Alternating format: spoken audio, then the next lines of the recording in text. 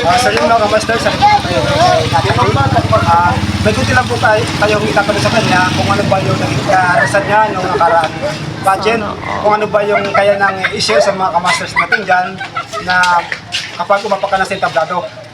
Natalie, ano ba yung naging experience mo or karanasan na sa nakaraang pageant? I'm feeling good and excited but medyo may kalungkaban. Oh my God, I feel so... Ano bang may papayo sa lahat ng mga kamasters natin katulad ng sa mga gusto mo sumali sa mga ganyang pakipalak? Ano ba yung may advice mo sa kanila? Be confident and magtiwala lang. That's all. O sa mga kamasters na pala, sa mga gusto pala dyan sumali sa mga pakipalak ng beauty pageant, kailangan po talaga yung i-ano natin ng bayatin na i-ano lang na kumbaga maging confident, maging ano sa sarili na paano masabi anong kumbaga sa pag-pagsusunod natin lang sa Pwede na!